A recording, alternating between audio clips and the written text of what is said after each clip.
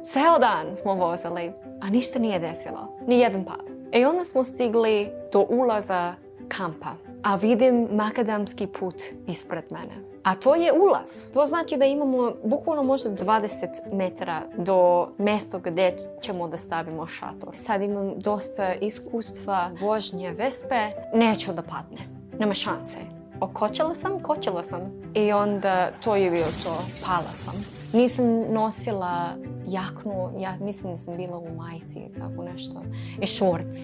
Kakav šorc bre. I dok on pliva, ja imam povrede. I vozili smo do Knina.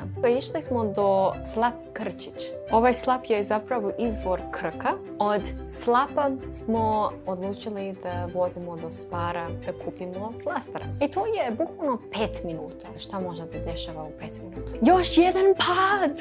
A ovdje sam pala.